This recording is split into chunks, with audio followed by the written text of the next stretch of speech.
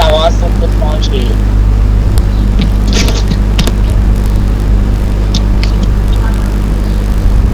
Am I audible properly?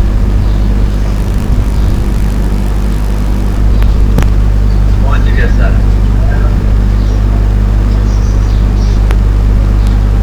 अच्छा जी। So we are going to start today's lecture और हम वहीं से शुरू करेंगे जहाँ हमने बात ख़त्म की थी लास्ट लेक्चर में। इसलिए मैंने आपको कहा कि रिवाइज कर लें। हमने ओवरव्यू दिया था और हमने बताया था किस तरह एक राइटिंग असाइनमेंट जो है उसको हम डिटेक्ट करते हैं। हमें ये पता चलता है कि राइटिंग असाइनमेंट किस चीज़ के बारे में है और हमसे क्या पूछा जा रहा है और हमने उसको किस तरह से अप्रोच करना है। ठीक है, तो आज हम उसकी कंटिन्यूएशन में मैं आपके साथ अभी स्क्रीन शेयर करूंगा and we will go through our lecture. मैं आपको बताऊंगा कि राइटिंग असाइनमेंट को हमने किस तरह आगे लेके चलना है।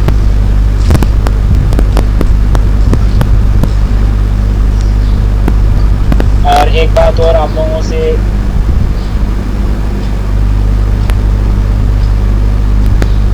करनी थी, वो ये कि कुछ लोगों को ये मसला है कि कुछ लोग उन्हें रिमूव कर देते हैं। मेरी समझ में नहीं आई ये बात कि कैसे ये हो रहा है। तो काइंडली ऐसा, अगर कोई आप में से इंटेंशनली जानबूझ के ऐसा कर रहे हैं तो काइंडली ऐसा ना कीजिए। Be kind to others, be considerate towards other, और ये बेहतर होगा कि आप इस तरह की किसी एक्टिविटी में ना हो। अच्छा जी, now we are going to start और मैं आपके साथ स्क्रीन शेयर करूंगा। आपने मुझे बताना है कि आपको मेरी स्क्रीन जो है वो विजिबल है या नहीं है। जी, मेरी स्क्रीन आपके सामने है। Yes sir. Okay जी, so here we go to the today's lecture, AVP second week। ठीक है, और हमने बात ख़त्म की थी पिछले लेक्चर में कि हम दो तरह की राइटिंग असाइनमेंट्स पे काम करेंगे।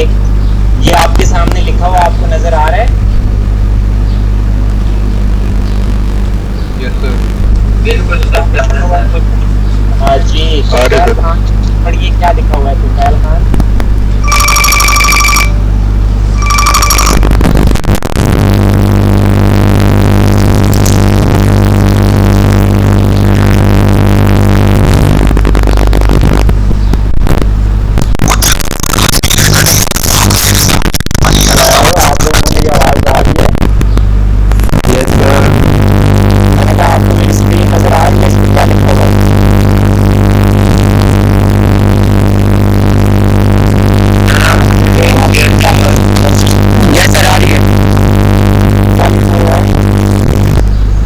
ये अभी कॉन्टैक्ट ओपन हुए हैं। Two kind of writing assignment. Exactly assessment. जी बिल्कुल। So two kinds of writing assignments, imaginative writing assignment and essay assignments। हमने पिछले लेक्चर में बात की थी कि हम दो तरह की राइटिंग असाइनमेंट्स को लेके चलेंगे। इमेजिनेटिव राइटिंग असाइनमेंट से क्या मुराद है? आपके जहन में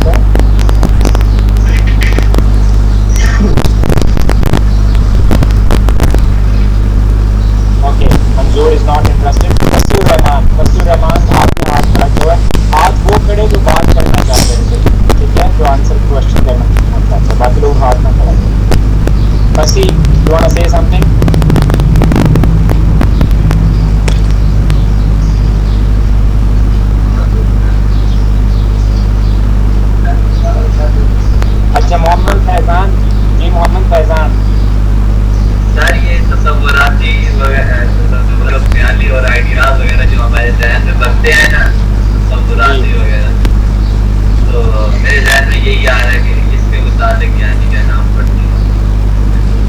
ठीक है, देखें आइडियाज़ का ताल्लुक सिर्फ इमेजिनेशन में इमेजिनेटिव राइटिंग असाइनमेंट्स हो या ऐसे असाइनमेंट्स हो या कोई भी किसी भी किस्म की राइटिंग हो, आइडियाज़ तो हमें हर किस्म की राइटिंग के लिए आइडियाज़ चाहिए। ठीक है, आइडियाज़ के बगैर तो राइटिंग होती ही नहीं है ज़ाहिर। तो इमेजिनेटिव राइटिंग में बेसिकली इट इन्वॉल्व्स स्टोरीज, ठीक है, it involves poems, it involves dramas, it involves जिसको आप मूवीज़ कहते हैं या आप फिल्म ड्रामा ये जो देखते हैं, ये सब का सब आपका इमेजिनेटिव राइटिंग में आता है। अब आप देखिए कि आप कहते हैं कि जिसका हकीकत से कोई ताल्लुक ना हो, ये बात मैंने पिछले लेसन में भी कहा था कही थी कि इस तरह मत समझें इसको। देखिए अक्सर पूछा जाता है कि स्टोरीज जो हैं, कहानियाँ जो हैं, वो सच्ची होती है या झूठी होती है। तो ये बात याद रखिए कि कहानी कहानी होती है, ना वो सच्ची होती है ना झूठी होती है। कहानी के अंदर सच्चाइयाँ होती हैं, और सच्चाइयाँ क्या होती हैं कि वो आपके इर्द गिर्द का जो इन्वायरमेंट है, आपके इर्द गिर्द का जो माहौल है। लिटरेचर का काम ही यही है कि वो उसकी नुमाइंदगी करता है, उसकी रिप्रेजेंटेशन करता है। जो ड्रामा में आप देखते हैं वो कहीं ना कहीं आपके पड़ोस में, आपके ख़ानदान में, आपके समाज में, आपकी सोसाइटी में वो चीज़ें हो रही होती हैं। सो राइटर उन कैरेक्टर्स को इमेजिन करता है, उस सिचुएशन को जो वो देखता रहता है, ऑब्जर्व करता है, और फिर ऑब्जर्व के बाद अपनी इमेजिनेशन के बलबूते पे उसको लिखता है। या शायर भी यही काम करता है कि वो किसी भी मंजर को, किसी भी सीन को देखता है, उससे इम्प्रेस होता है, फिर या इमेजिनेशन से अपनी जो है वो एक तख़य्युलाती दुनिया क्रिएट करता है और फिर उसमें अपने लफ्ज़ों में उसको परोता है। सो ऐसे राइटिंग असाइनमेंट्स जो होती हैं ज़्यादातर वो कंक्रीट आइडियाज़ और आपकी जो डिबेट्स हैं या डिस्कशंस हैं उनके साथ ताल्लुक़ रखती हैं। मैं आगे स्लाइड मूव करता हूँ, हम आगे बात करते हैं। इन चीज़ों को मैंने डिस्क्राइब किया है इन डिटेल। जी ये आपको क्लियरली विजिबल है क्या लिखा हुआ है?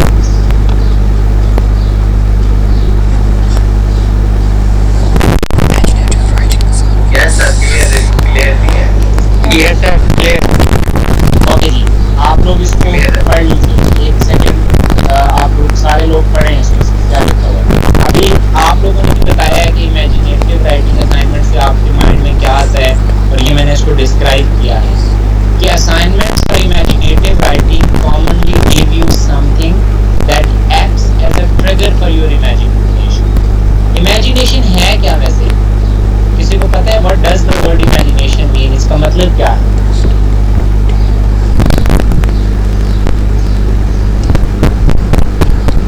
इमेजिन करना इमेजिन क्या है? व्हाट इमेजिन इमेजिन करना क्या होता है? क्या इमेजिन कैसे करते हैं? इमेजिन का मतलब क्या है? What does it mean actually? किसी चीज का साथ तस्वीर करना है सर। एक चीज जो ख्याल है, है लेकिन आप कर नहीं रहे, लेकिन आपने जहन में वो सर आपने उसके लिए सारा खाका बनाया हुआ है। एक्सीलेंट। ये बेसिकली खाका है, ख्याल है, आपके जहन में एक पिक्चर है। देखिए मैं आपको थोड़ा सा फिलोसॉफिकली बात बताऊँ, पता नहीं आप लोग अभी इस काबिल हैं कि फ़लसफ़े को समझ सके या नहीं। प्लेटो का नाम आपने सुना होगा, अफलातून जिसको आप कहते हैं। प्लेटो का ये ख्याल था कि ये जो दुनिया है ना हमारी, ये दुनिया बेसिकली एक कॉपी है। किस चीज़ की कॉपी है? एक ओरिजिनल की कॉपी। कॉपी हमेशा ओरिजिनल की होती है, और वो ओरिजिनल कहाँ है? उसका ख्याल था कि ओरिजिनल जो है वो इस कायनात की दूसरी तरफ है। यानी ओरिजिनल वो है जो खुदा के सहन में था, और उसने पहले इस दुनिया को अपने माइंड में क्रिएट किया, और फिर उसके बाद ये दुनिया क्रिएट हुई, और ये दुनिया उसकी कॉपी है, जिसको वो कॉपी ऑफ कॉपी भी कहते हैं। ठीक है, इसी तरह आप ये देखें कि एक कारपेंटर जब टेबल बनाता है या मेज़ बनाता है या बेड बनाता है, तो वो कैसे बनाते हैं? कैसे बनाते हैं? उसका खाका जो है वो पहले उसका खाका कहाँ पे बनता है? उसके दिमाग में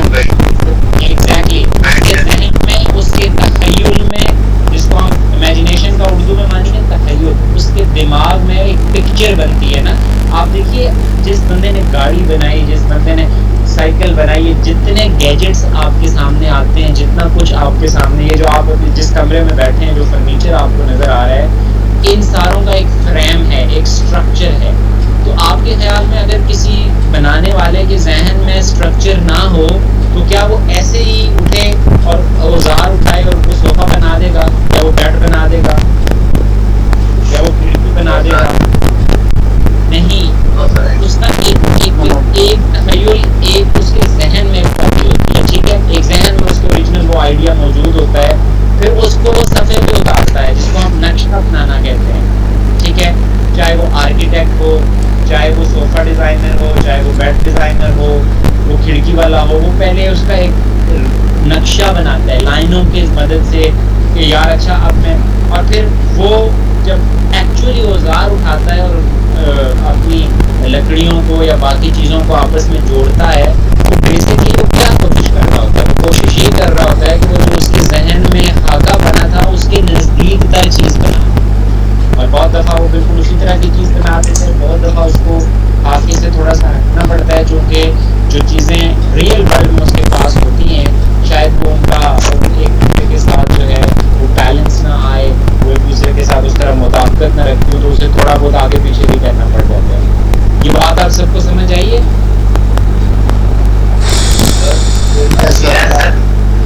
यानी कि इमेजिनेशन, अब आपको पता होना चाहिए कि ये जो आप कह रहे हैं ना कि जिसका हकीकत से कोई ताल्लुक ना हो, ऐसा नहीं है। हकीकत बनती ही इमेजिनेशन के बाद है। यानी ये जो हकीकत में आप जिस सोफ़े पे बैठे हैं, ये सोफ़ा हकीकत में आप ऊपर इसके बैठे तो हैं, लेकिन इस हकीकत की शक्ल में आने से पहले ये तख़य्युल में था, ये इमेजिन हुआ। इसका डिज़ाइन एक शख्स के जहन में वारिद हुआ, उसने इसको इमेजिन किया और फिर ये तख्लीक हुई, फिर ये आपके सामने आया। Does it make sense?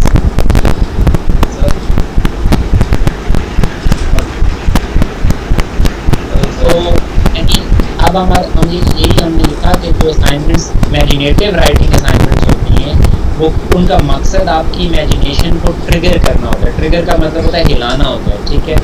अब इसकी एग्जांपल्स तो मैंने लिखी हुई हैं। कोई एक बंदा ये पढ़े ऊंची आवाज़ में कि क्या लिखा हुआ एग्जाम्पल। पहली एग्जाम्पल इमेजिनेटिव राइटिंग में मसलन क्या लिखा हुआ है, मैं बता देता हूँ कौन पढ़ेगा। एक लोग कौन पढ़ना चाह रहा है, नाम बताएं। उमर फारूक। ओके जी, उमर फारूक ऊंची आवाज़ में क्लियरली इसको पढ़िए।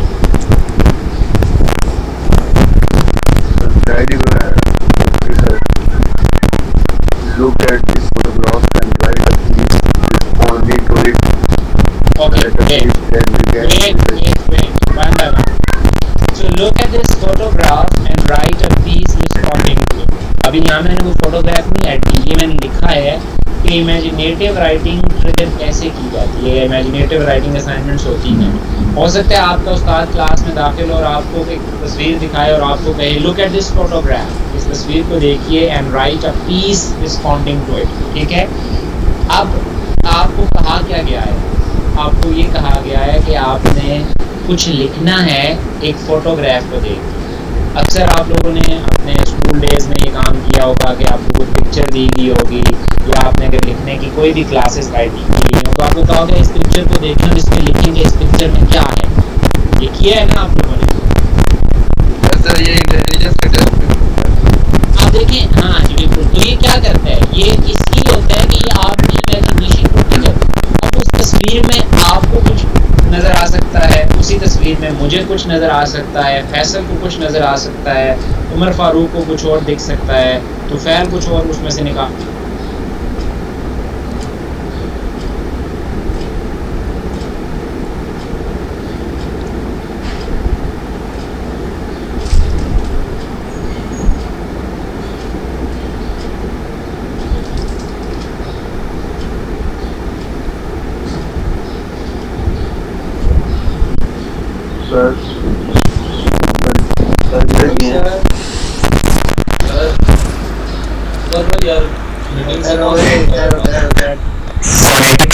फोनेटिक्स वालों मैंने ग्रुप में रिकॉर्डिंग ऐड कर दी है आज के लेक्चर की।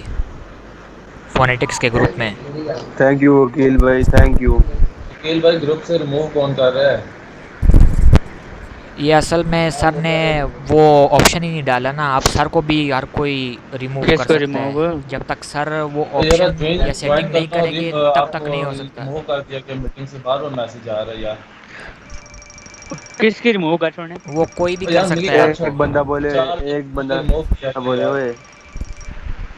हेलो तो यार ये कोई भी किसी के नाम पे जाकर रिमूव कर सकता है, तो कोई भी अब ये ना कौन लगा हुआ है यार? तो हाँ प्राइवेट ये ग्रुप ये मीटिंग जो है उसने स्टार्ट किसने की हुई है? यार सर को चाहिए ना प्राइवेसी के साथ करें, वो आम पका है वो कंट्रोल उन्होंने सबको दिया हुआ है। सर को बोलो सर जी कंट्रोल अपने हाथ में लो। ये लगता है सर को ही रिमूव किया गया। हाँ देखना सर नहीं, ओए मीटिंग में नहीं है सर यार। मंजूर वो आम पका है वो देख।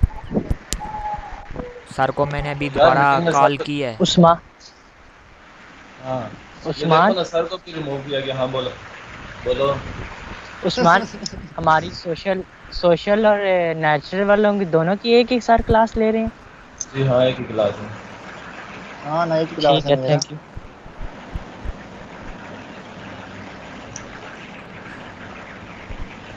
जाकर भाई आप क्या दिखा रहे हैं? वो टॉप पे आम पका है वो।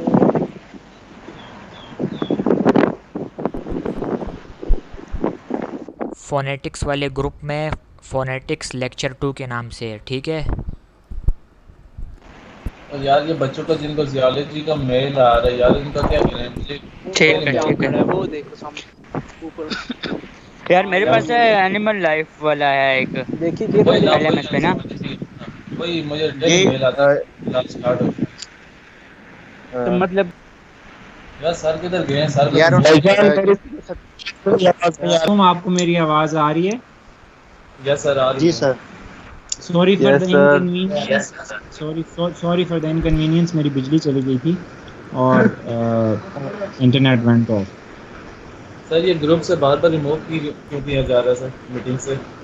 यार प्लीज़ अगर कोई ये काम कर रहा है तो ऐसा ना कीजिए। हमारे पास टाइम कम है, यहाँ पढ़ने के लिए आप आएँ, ड्रामेबाजियाँ ना करें, किसी को रिमूव मत करें।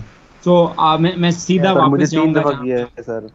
आप प्लीज़ डोंट डू दैट। और मुझे अगर पता चल गया कि ये कौन है तो then I will remove you from the class. ये मैं आपको बता दूं, ये जो इस तरह के काम कर रहे हैं आप लोग, ठीक है। ये कोई खेलने कूदने की जगह नहीं है या एक दूसरे की टांगें खींचने की जगह नहीं है। Come here for learning. अच्छा जी, मैं स्क्रीन शेयर कर रहा हूँ आप लोगों के साथ और हम कंटिन्यू करेंगे जहाँ हमने बात छोड़ी थी। ये आपके सामने स्क्रीन शेयर हो रही है जी? Yes sir. जी, तो मैं आपसे ये बता रहा था कि ट्रिगर करने के लिए इमेजिनेशन को, look at this photograph and write a piece responding to it, ठीक है। ये एग्जांपल है इमेजिनेटिव असाइनमेंट की कि आपको एक तस्वीर दी जाती है और आपको कहा जाता है कि इस तस्वीर के ऊपर लिखिए, ठीक है जी। फिर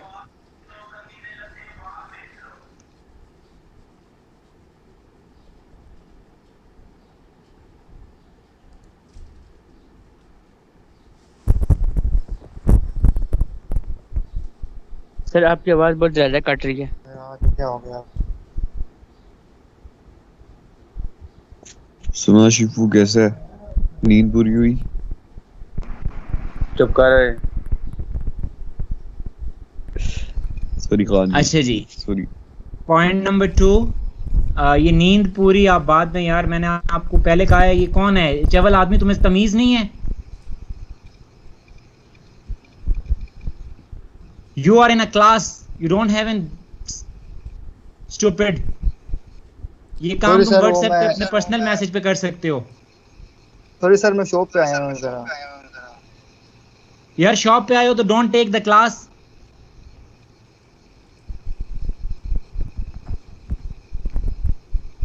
और अपना माइक म्यूट कर लें अगर आप किसी और से बात कर रहे हैं। We are not here to listen to your nonsense.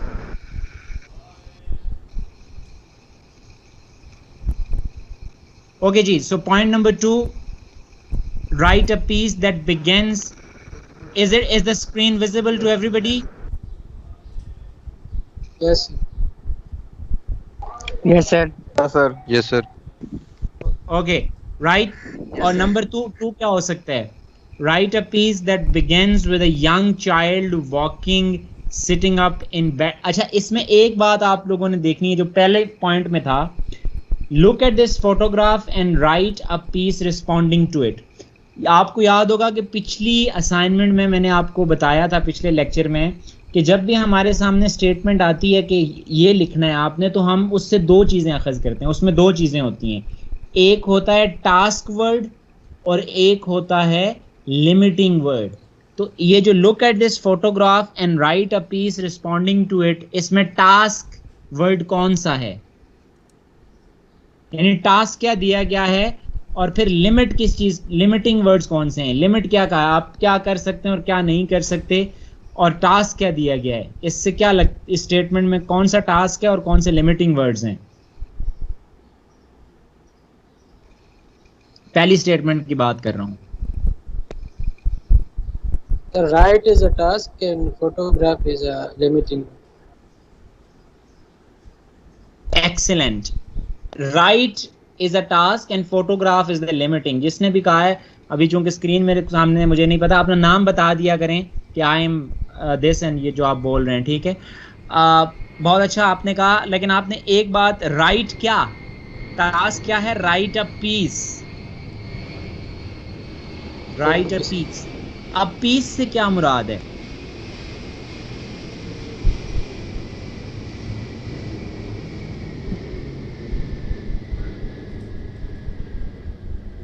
जी, किसी को समझ है कि राइटिंग अ पीस से क्या मुराद है.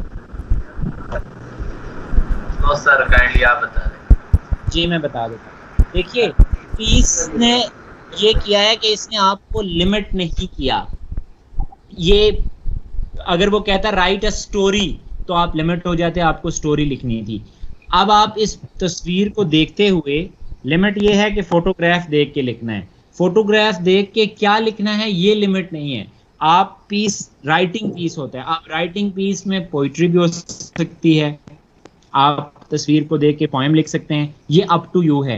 यानी अब आपने इस स्टेटमेंट से ये समझ लिया है कि मेरे लिमिटिंग वर्ड्स कौन से हैं और मेरे टास्क वर्ड्स कौन से हैं. टास्क है राइट अ पीस, ठीक है, और रिस्पॉन्डिंग टू इट यानी तस्वीर को देखते हुए लिखना, ये टास्क है. और लिमिट किसकी है कि तस्वीर देखनी है और कुछ नहीं देखना. तो ये इमेजिनेटिव असाइनमेंट हो गई. इसमें पीस से मुराद है कि आप पोएम लिखें तब भी ठीक है, आप स्टोरी लिखें तब भी ठीक है, आप डायलॉग लिखें तब भी ठीक है, आप कुछ भी ट्रैवल, आप सफ़रनामा इस तस्वीर को देख के लिखते हैं, यानी आप उसके ऊपर एक आर्टिकल लिखते हैं तब भी ठीक है. समझ आ गई आपको मेरी बात. इस पीस से ये आपने एक जब ये समझ लिया पिछले लेक्चर में कि टास्क वर्ड क्या होता है और लिमिटिंग वर्ड्स कौन से होते हैं, समझ आ गई. अब नीचे वाले में मैं फिर पूछूंगा कि write a piece that begins with a young child walking, sitting up in bed saying it's my birthday and promptly bursting into tears. अब ये अगेन आपकी इमेजिनेशन को ट्रिगर करने का एक तरीका है. या तो आपको फोटो दी गई या आपको एक स्टेटमेंट. अब ये जो स्टेटमेंट आपको दी गई है, इसने आपके सामने कोई इमेज बनाई है.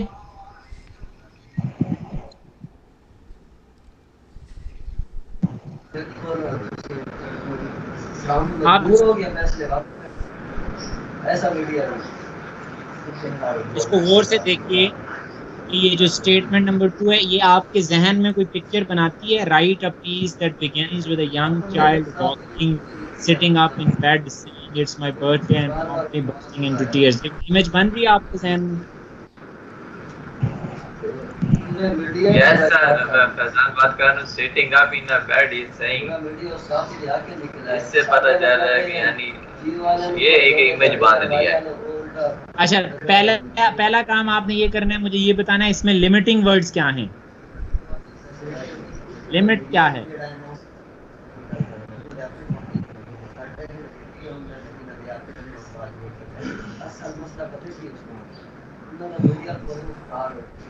सर ये बर्थडे हो सकती है. लिमिटिंग वर्ड क्या है. Limiting words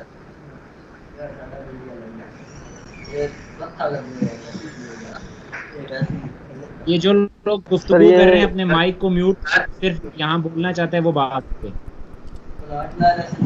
Sir, promptly bursting into tears. देखिए, write a piece that begins with a young child waking sitting up in bed saying, ये सारे का सारा जो स्टेटमेंट है ये यानी begins with a young child waking sitting, ये आपको लिमिट कर दिया गया है कि आपने जो पीस राइटिंग का लिखना है वो शुरू ऐसे होना चाहिए कि एक बच्चा अपने बिस्तर से उठता है अचानक और फिर फौरन से वो ये जुमला कहता है इट्स माय बर्थडे, और ये कहने के बाद वो प्रॉम्प्टली बर्स्टिंग इनटू टीयर्स, वो आंसू बहाना शुरू कर देता है। और फिर write a piece again, poem लिखनी है आपने या आपने स्टोरी लिखनी है या ड्रामा लिखना है, इसके ऊपर ये आपकी जिम्मेदारी है। तो कोई बच्चा हमारे जितने आप लोग यहाँ मौजूद हैं, कोई ऐसा है जो मुझे बता दे कि अगर वो इस राइटिंग असाइनमेंट को लिखना चाहे तो वो पहली लाइन क्या लिखेगा, स्टार्ट वो कैसे लेगा? सर टाइटल देगा सबसे पहले। टाइटल क्या हो सकता है? फॉर एग्जांपल अगर आप इसकी स्टोरी लिख रहे हैं, आपने इस टाइटल इस जो आपको सब्जेक्ट दिया गया इसको लेके आप स्टोरी लिखना चाह रहे हैं, उसका टाइटल क्या हो सकता है? सबसे पहले डेट मेंशन करेंगे, जिस पे लिखनी है उसका नाम लिखेंगे। और यार डेट को छोड़ दो, ये कोई लेटर मैं ये पूछ रहा हूँ कि आपने अगर ये क्रिएटिव असाइनमेंट है, ठीक है, इमेजिनेटिव असाइनमेंट है, कोई स्टोरी लिखनी है या पोएम लिखनी है या ड्रामा लिखना है। फॉर एग्जांपल आपने स्टोरी लिखनी है तो कैसे स्टार्ट करें?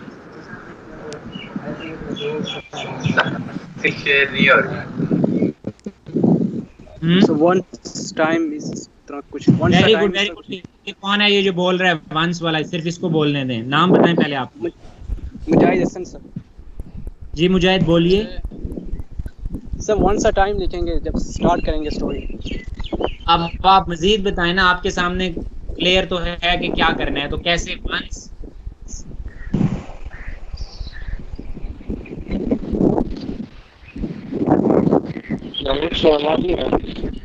चले मैं आपको बता देता हूँ, अगर ये स्टेटमेंट मेरे सामने हो, ठीक है, तो मैं इसको कैसे परस्यू करूँगा और मैं कैसे लिखूँगा, ठीक है। मुझे ये कहा गया है कि write a piece that begins with a young child waking sitting up in bed saying. तो सबसे पहले राइट अ पीस कहा गया तो मैं स्टोरी से सेलेक्ट करूँगा कि अच्छा ये मेरी मर्जी है जो, लेकिन मैं स्टोरी लिखता हूँ, ठीक है। दूसरा मुझे कहा गया कि यंग चाइल्ड वेकिंग, ये लिमिटिंग वर्ड्स, तो मैं कहूँगा कि once in the middle of a night Umar Farooq wakes up from a dream and he bursts out in tears because he was reminded that this was his birthday. He wanted to celebrate his birthday with his family, but because of his education and because of his college, he was not in his hometown. He was in another city. So this made him cry. He wanted to be with his family on his birthday, but he was not. ये just मैंने अभी आपके सामने एक कहानी गढ़ने की कोशिश की। या बात आपको समझ आ रही है? Yes sir. कोई रॉकेट साइंस नहीं है बेटा, सिर्फ ये जो दिमाग है ना, इसको इस्तेमाल करना आता हो आपको। ये लिमिटिंग वर्ड्स भी आपके सामने थे और मैंने बिल्कुल उसी तरह स्टार्ट की, और इसको मैं आगे फैला सकता था। आप मुझे कहते तो मैं बोलते बोलते इसको 4 सफ़ों पे फैलाता, और फिर कहानी बिगनिंग, मिडल और एंड होता है, ठीक है। कि अब ये बच्चा जो उमर फारूक फॉर एग्जांपल मैंने कह दिया, ये रात को मिडनाइट जागा है, 12 बजे के बाद इसको याद आया कि इसकी बर्थडे है, इसने ख्वाब में देखा कि पिछली बर्थडे वो, यानी इमेजिनेशन है ना, आप कुछ भी इससे अखज़ कर सकते हैं। इमेजिनेशन के ज़रिए आप, चूँकि इमेजिनेटिव राइटिंग है, आपने स्टार्ट भी ले लिया, लिमिटिंग वर्ड्स भी देख लिए, और आपने उसके ऊपर फिर बिल्ड करना शुरू किया कि वो रोया है तो वो क्यों रोया है, एकदम से जाग गए। एक रीज़न ये हो सकती है, मेरे ख्याल में मैंने फ़ौरन से आपके सामने स्पॉन्टेनियसली इसको पढ़ा। अगर मैं सोच के लिखूं तो शायद मैं कुछ और लिखूंगा बहुत देर से कि यार वो क्यों हो सकता है कि उसकी बर्थडे है और वो रो क्यों रहा है, उस दिन अचानक जागा है, अपने बिस्तर पे बैठा है। तो इसके ऊपर आप कोई भी कहानी हर बंदे का एक अपना माइंड है, उसके अंदर अपनी क्रिएटिविटी है, वो अपने अंदाज से उस चीज़ को लेके चल सकता है। तो ये बात कुछ आपको समझ आई है कि किस तरह, पहले मैंने कहा कि ट्रिगर, इमेजिनेशन आपकी ट्रिगर होती है, ये आपको एक स्टेटमेंट दी जाती है, फिर आप उसके ऊपर पूरी की पूरी कहानी भी लिख सकते हैं, आप पोएम भी लिख सकते हैं। इसी तरह जो पिछली फोटोग्राफ दे के भी ट्रिगर हो सकती थी। सो आपको बात समझ आ रही है?